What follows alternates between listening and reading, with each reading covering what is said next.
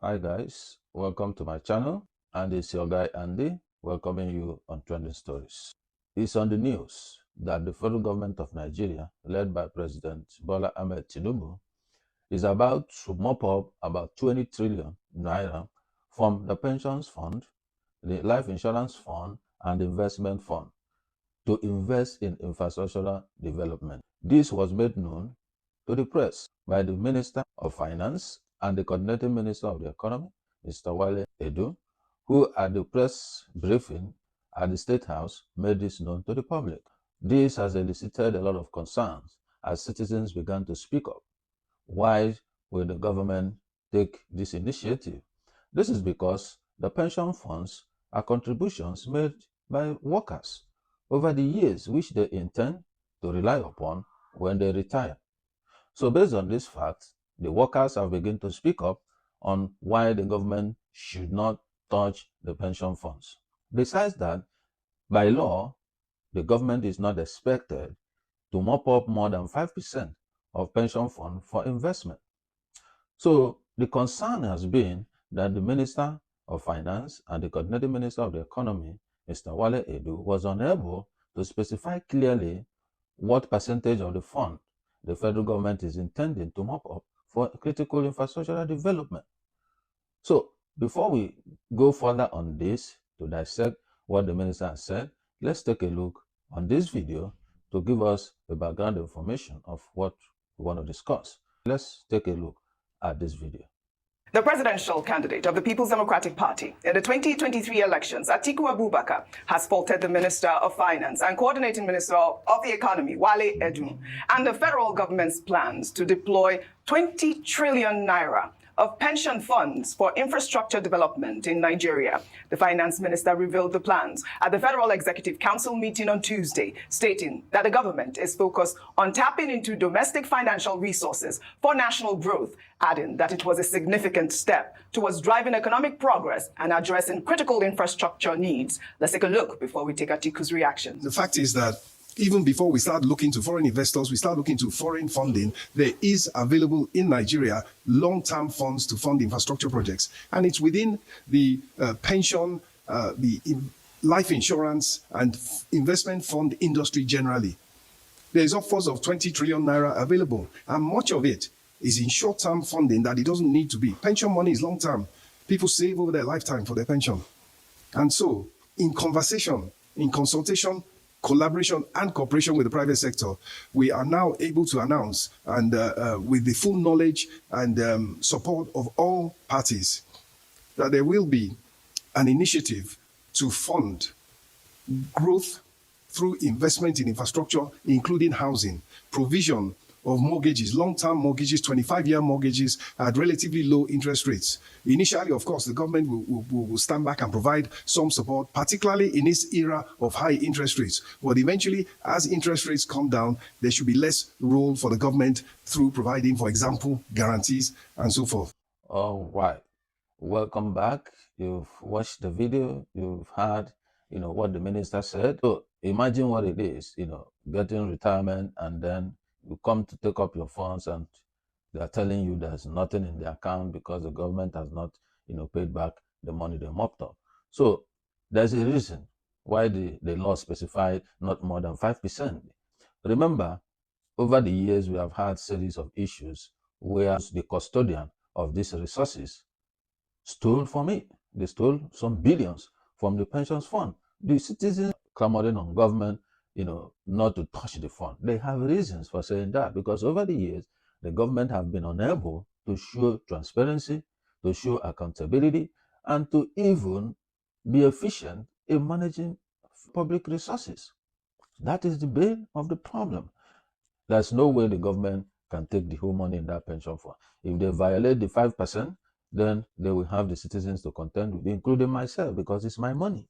My money is there. The former Vice President Atiku Abubakar was able to, stress some light on this, on why the government will be unable to, mop up those funds, apart from the approved 5% by law. Why won't you touch, life insurance policy? If somebody now dies who have life insurance and the family goes to collect the benefit, and the insurance company will say there's no money because the government has not returned the money they took. Same thing with the pensioners who are queuing every day and dying on the queues, and their funds are nowhere to be found. The point is that the federal government is just looking for easy way out. Since May 29, 2023, that this government took over, we have never seen a critical thinking on how they can build up the economy, on how they can source funds, and develop infrastructure and boost the economy. The only thing they are looking for is easy way out. They tax people, remove subsidies on, on petroleum product, on electricity, on foreign exchange, and this has made the economy to become so harsh and hostile to every citizen, and also investors. And many investors have left the space. So the point is, why can't government sit down and think on how to generate revenue? But this same government that doesn't have revenue to invest, that is looking for pension fund, is the same government that has just approved 90 billion naira to subsidize Hajj operation, just a prayer activity of the Muslim. Very soon, the pilgrimage will come in when Christians go to Jerusalem. They will still also approve maybe another 90 billion for the Christians, because since they have approved for the Muslims, there's no way they will not approve for the Christians. So the question remains, why should government be funding religious activities? A government that doesn't have resources should be thinking on how to cut down waste so that you can mop up those resources for development. So after all the reactions coming in from the public, the citizens, the Minister of Finance came back, did another video, kind of responding to what the citizens are saying. Even on the second video, people are still believing that he has not shed more light on the key issues raised by the citizens. Let's take a look at the second video and see his response to the things even former Vice President Atiku Abubakar and other citizens have been saying. And let's see how he has addressed them. Did he address them or not? Let's take a look at this video. It has come to my notice that there are stories making the rounds that the federal government plans to illegally access the hard-earned savings and pension contributions of workers. Nothing could be further from the truth. The pension industry, like most of the financial industry, is highly regulated. There are rules, there are limitations about what pension money can be invested in and what it cannot be invested in.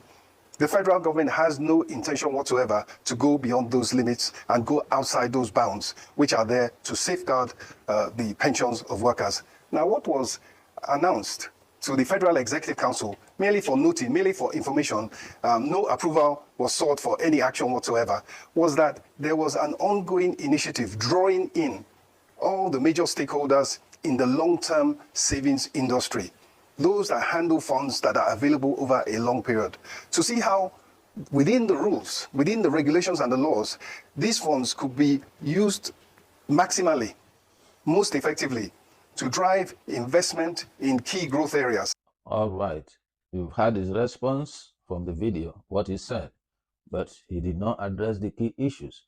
We expected that he would have mentioned that the federal government is only to mop 5% of these funds for infrastructural development. But he didn't say that. He was still saying things that are vague, things that, that doesn't address the key issues that citizens are raising. So that is the point here.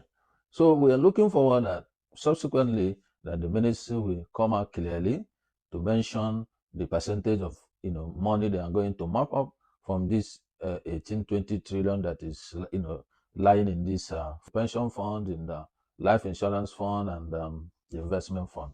Specify clearly what they're supposed to do with these funds.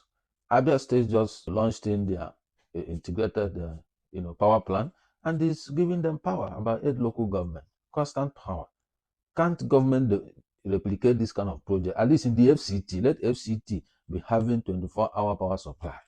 And then in the industrial clusters, where like you have in Ogun State, the Abara Estate, you have a lot of factories, you put them there. In the Nnewi, where you have a lot of factories, and so on and so forth. So these are the kind of initiative government should be thinking.